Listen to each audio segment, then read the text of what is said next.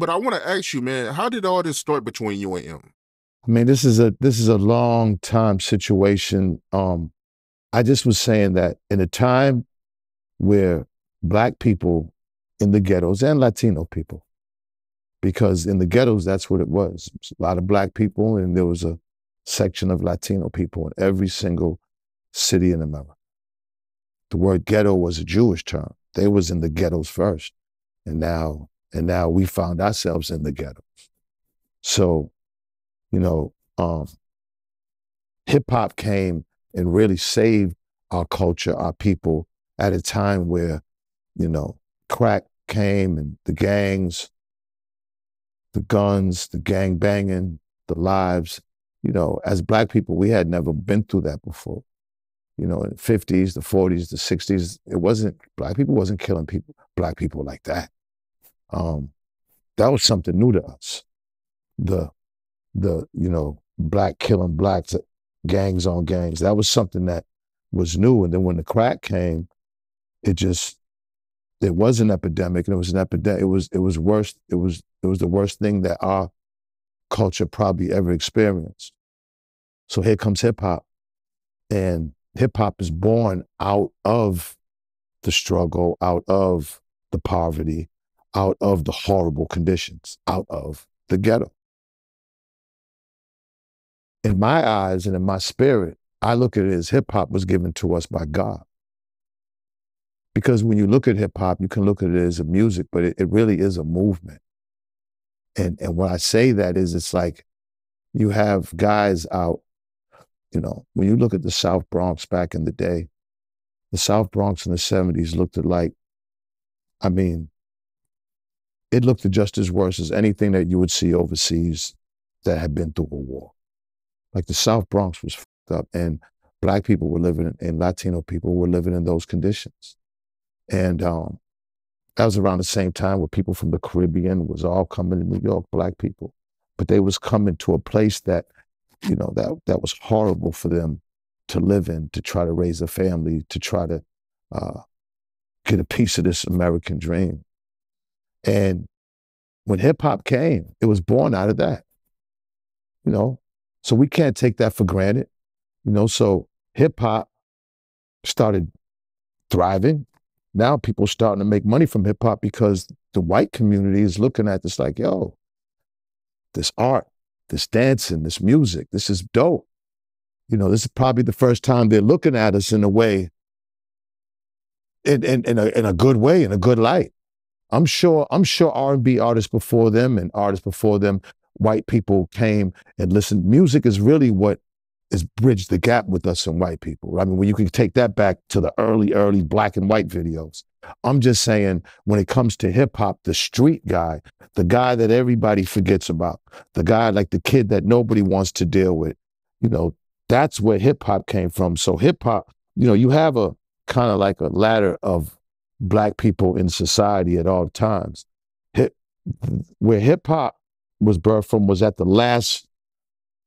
like the low part of the totem pole, the lowest part of the totem pole. Like nobody wanted to deal with these niggas, criminals, crooks, no money. I mean, nobody even wanted to trust them. Even if you wasn't robbing nobody, you're still looked upon as that back then and still now. But I'm just saying, hip hop gave us an identity to the world. Like, yo, these people are dope and these people are great. That particular part of black people, like the forgotten, the back and forth to jail, the you're on probation, to have a couple of kids on child support, like those guys, the drug dealer, the drug user.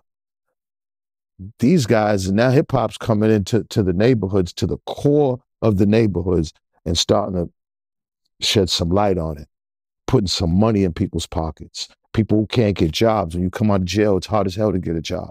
Not in hip hop. All kind of things you can do and you can be. Hip hop's thriving. Source magazine, I know. I watched it, money-wise. I'm a kid that hustled his entire life selling drugs in the streets until it was finally like, oh, we're making real money from the source, to the late 90s. And then it's like, all right, I don't got to sell drugs no more. Hip hop changed our lives. It changed my life. It's the reason why I'm living. It's the reason why the people around me are living. Everybody in Boston been shot. Everybody in Boston, so many people are dead in like a little 15, 20-mile radius of what Black Boston is. The outside, everything else is racist. They hate my guts because of my color. That's what I grew up in. But hip hop saved me, and it saved everybody else. And we're bringing white people to our culture. We don't need to have a white rapper to bring white people, because white people are coming. People are going gold with no radio. That means white people are buying into our culture. Like when Russell Simmons signed Beastie Boys, we didn't look at Beastie Boys as a white rap group. We just looked at them as rappers, because hip hop was inclusive. Hip hop was everybody: breakdancing, graffiti, DJing, rapping, the fashion. Everybody had something to do with it. Every color. It's not saying, no, you're white, you can't rap. Nobody looked at that. The Beastie Boys was part of my heroes, as well as Run DMC and Houdini and everybody else that was on the Fresh Fest. So it wasn't like that. Eminem comes. Now, when Eminem came, MTV was an all-rock type situation. They barely even wanted to give Michael some run. Prince, they had to go crazy, because just trying to get black artists on MTV was like crazy. And their excuses was like, well, wait a minute, we're a rock. And since rock is white, then that means that we don't want no niggas on MTV. Y'all go over there to BET. You know what I'm saying? That happened. When Eminem came in, hip hop had already been established. MTV was already, you know what I'm saying? Eminem comes in and just gets all his videos played at all times, gets whatever he wants at MTV. It was just too obvious. What happened was the labels figured that, look, we have all these white kids. Okay, it was like a gift and a curse. Number one, we're making all this money from hip hop, and they see where all the money is. But they realized that there was a part, and they see that white America, portions of white America, are fucking with hip hop and fucking with black people. Now they had a coin type of thinking, one flip. On one hand, it's like, on one side of the coin, it's like, yeah, that's dope. White kids are buying, you know what I'm saying? And the labels, we can make all this money. But then the other hand is like, but wait a minute. These young kids are being influenced by these black kids, and we better calm the fuck down with that. We better relax on that. You know, we don't, you know, Lil Johnny and Sally might have too many black people on their walls, too many posters right now. We gotta chill out from that. And that's where the Eminem thing came in. Now, they looked at Eminem like, listen, he can rap his ass off. Black America's fucking with him, you know, like fucking right. You know what I'm saying? And we'll put him around some Detroit guys, all black. You know, you got to understand, he was born in St. Joe's, Missouri. St. Joe. St. Joseph's, Missouri. St. Joe's. It's not St. Joe's, Missouri. I didn't know that. Yeah, that's where he was born. Till he lived there till he was like 10 years old. You know, from 1 to 10, your mind is being shaped on what your parents are looking at America as. It's not really your mind. It's really, as from 1 to 10, it's really your parents' mind is in you, guiding you. That's a fact. You are too young to even think on your own, to even figure it out, to even put things together. So from 1 to 10, you're your parents. Now, if he grew up in St. Joe's where there's no blacks there, all right, and his parents most likely didn't fuck around with black people, his views of black people are very minimal, are very probably contorted, are very like, his views of black people are probably like whatever any other white person's views of a black person was who wasn't around him in that part of the country. They didn't fuck with us. Now, because I say that, doesn't mean white America has to get mad at me at this moment. That's what white America has to stop doing. You don't have to be embarrassed. You don't have to be, because at the end of the fucking day, this happened and this is what it is. We can all work it out and be together as one. I'm all for it. But don't get mad at me or any black person when they bring up what happened in the past or how it happened or how white America with us. That's what white America has to stop doing. Because I notice white America gets mad about anything that we might bring up in the past because they just want to block it out. That's cool. That's cool, but that's y'all. Have some empathy. Part of getting along, part of fixing this racial Division is to have empathy, and let's all talk it out. And let's all figure it out. But do not get upset at a person explaining a story or explaining a situation of racism. That's what white America has to stop doing. Number two, he was born in St. Joseph's, Missouri from 1 to 10, right? At some point, the mother moved to Michigan. Now, Michigan, when you look at Michigan, Detroit, it's funny because Detroit is one of the blackest, most amazing black cities. I got history in Detroit since the 80s. Detroit is like an amazing, coming from Boston, you go to Detroit and it's like, this is a black city. And it's like, whoa, and music and culture and black people got jobs and money. And like Detroit, there was nothing better than Detroit at one time as far as for black people. Detroit for a black man was the city, is what Atlanta is now, what Detroit was back then when it was popping.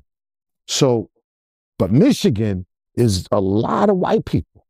And it's not like they're rich white people like in LA, bougie. Nah, these are hardworking white people. Like I kind of, since all this, I've kind of not studied it, but when I look at Michigan, when I look at the Detroit Lions, when I look at the fans, when I look at shit like that, I can see, you understand what I'm saying? What the type of person of what a Michigan white person, especially this 22 years of going with this situation with me and Eminem. And they're hardworking white people. They're not necessarily, I wouldn't say they're racist, but they're proud of being white, of who they are up there in Michigan.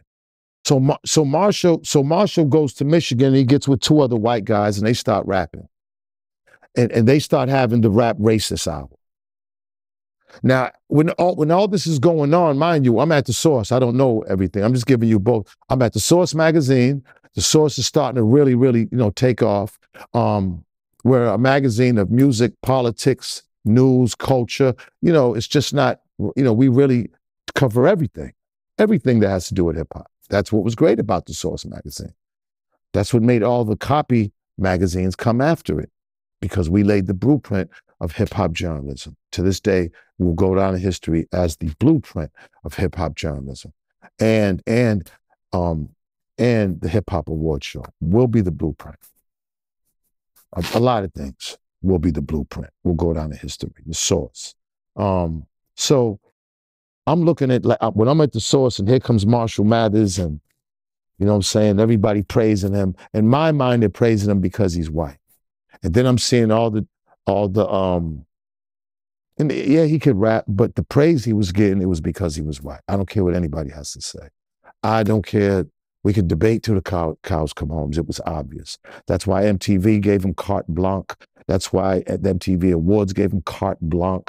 That's why Showtime, everything that was out, that was big platforms, he got it. All these other artists that been paving the way, that been killing them, can't even get near the type of treatment and platform and all the extras that he's getting. And it's not fair. And me being the Source magazine, I don't got to answer nobody. We the Source. I'm the one that should be able to say it. I'm the one that, to me, I'm the one that through God said it. I know it sounds crazy, but God, you watch the Book of Clarence, it made me think differently. You never know who God will choose to represent, to speak for, to waking up. You never know. Same thing with Martin and Malcolm. Martin went to Boston University. Malcolm got locked up and was in the streets in Boston. It all makes sense to me. Believe me, like, what I'm saying? Hip hop, if I never said it and no one never said it, it wouldn't be as still going on 20 years later and as big as it is, because it meant something. I just felt that hip hop was given to us by God. It was something that brought white people to us, something that bridged the gap between the cultures, between especially white and black. And I felt like when they brought him in, it was to divide it. And that's what they've done now. Because there's a whole bunch of white people who fuck with Marshall, who just don't fuck with black people, period. They was never going to fuck with hip hop, but because he raps and he's white and they know the number one influence over culture is hip hop. So if he's the number one hip hop artist, then he's over us. It gives them, they deal with white supremacy through him. It's not even about the music. The people that go on and big him up all day and lift him up, It's more of a white supremacy thing. It's more of a we're white, we're better than you as usual thing. And that's how I've always looked at it. Can he rap? When people say that, it just disturbs me, man. Yo, but he can rap. It's not like he can, what does that mean he can rap? This is bigger than rap. Hip hop has always been bigger than rap. And him and his white guys made the Rap Racist Hour. He did it when he was 21 years old. The label came out and said he was 16. And he had a black girlfriend. Now look at how they insulted our black people's intelligence. Look at how Universal at the moment, and Jimmy Iovine, insulted the intelligence of black people around the world. They're in a room. Man, we got to fix this. What are we going to say? A lot of PR people that's getting big money. All we got to say is that he was 16 when he did it. 16, because people figured, hey, he's a kid. Kids make mistakes. He had a black girlfriend.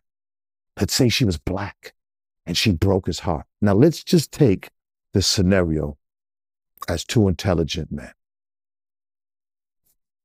At 16 years old, when you look at what he looked like and how he was coming up, there is no fucking way on earth he was in love with the girl. I don't even think he was getting pussy. He was awkward. I mean, there are pictures. You could just see it. Let alone a black girl. You was in love with a black girl at 16 years old. No pictures. So this was the excuse on why you made the song. The song's called Foolish Pride, where it's calling all black women bitches and hoes and whores, and they just want you for your money and blah, blah, blah, blah, blah. We did our homework. The cassette was made by Maxell. Remember Maxell? Yeah, I remember it. Yeah. There was Memorex and Maxell. Those were the cassettes.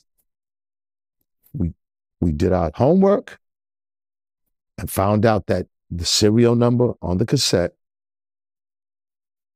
the tape was made when he was 21 years old. Two of his guys showed up in Dave's office one day. The white guys, his best friends that he grew up with, was in the rap group with, that made the tape with, brought us the tape. They was trying to sell it for $50,000. I bought it for 15. Had all kind of racist shit on it. They said he was 21 when he made it. But Universal really, and then he made a song called Yellow Brick Road, where in the song he apologized. I still haven't even listened to that song. As much as we go through as black people in hip hop, being locked up, being killed, all this stuff that has to do with women and rape and all this stuff that black men have to go through and stand their face accountable for. This man never, ever was held accountable for none of that. He never got up in front of a press conference. He never got up in front of nothing and said, I apologize. Listen, to this day, he hasn't. And what Universal did was insult every black person in America. You know, I mean, listen, these are all old things that people will get in the comment section and, hey man, you don't get enough of it. Hey, but you asked me. You asked me. 22 years later, you asked me, hey, how did this you and Eminem thing started? And I'm just answering. And this is what I'll get bombarded for. It's 100 comments, disrespectful comments from white people a day. No, not a day. It's about 400 or 500 a day. But every couple of hours is 100. And I've been going through this for over 20-something years. Now, I'm not scared for my life. It hasn't affected my well-being. No one has ever in their life come up to me in person and say any of the shit that they say on here regarding the Eminem situation or any situation.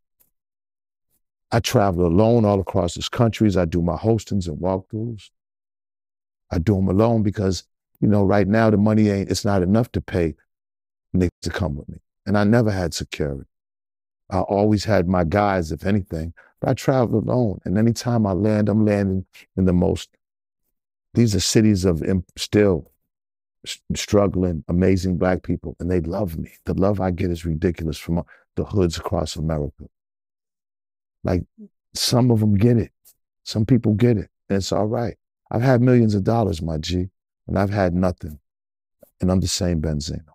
Nothing's ever changed. I gave away half of my fortune.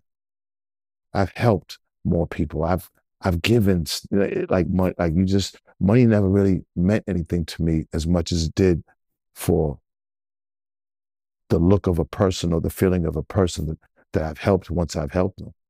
That shit is priceless. So when you look at M, right, do you personally, your personal opinion, do you feel like he's racist? I feel like M's like separated himself so much from the hip hop culture to where I think you know, of course, I don't know because he has black guys around him, but I don't think he really 100%, like, I don't want people to think like Eminem is just like power to the people and black people. I don't think that. Racist, I don't know. Because like I said, you know, he's separated from the culture. He doesn't come around.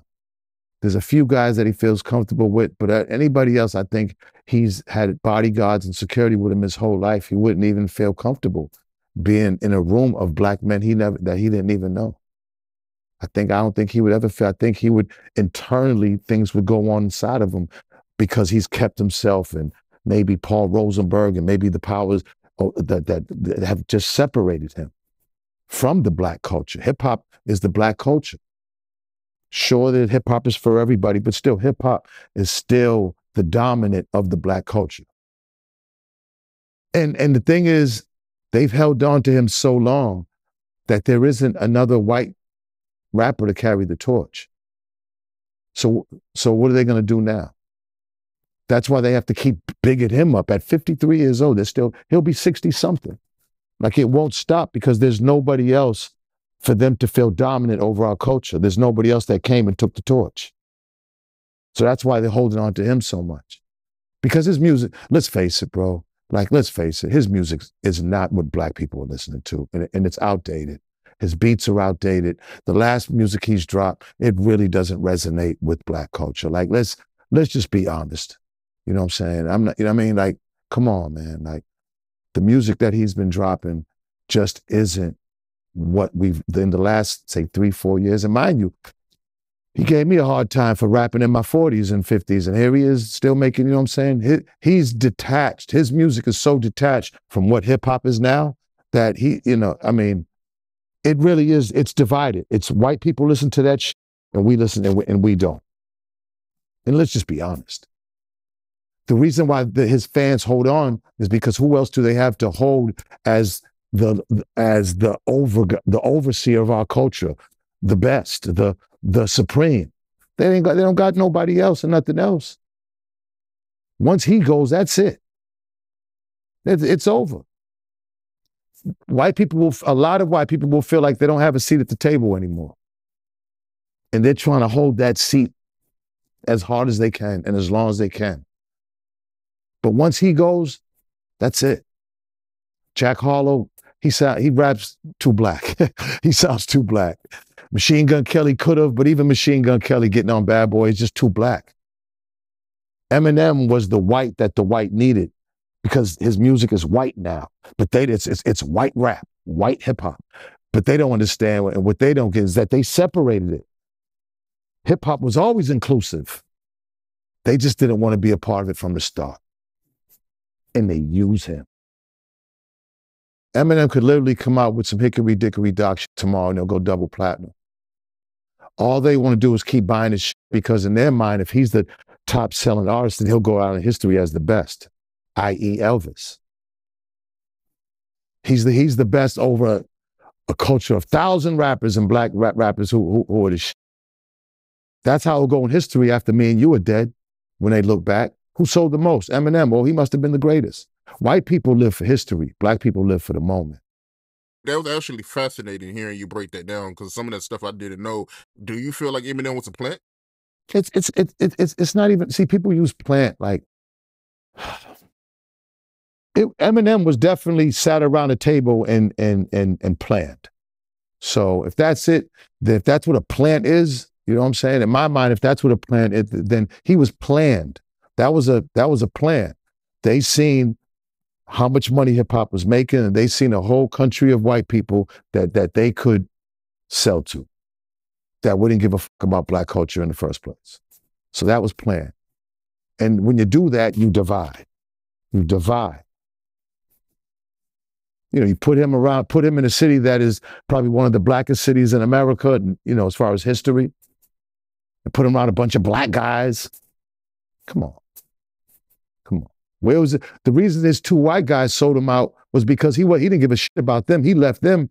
It wasn't no loyalty to them. He came up with them and said, "F them."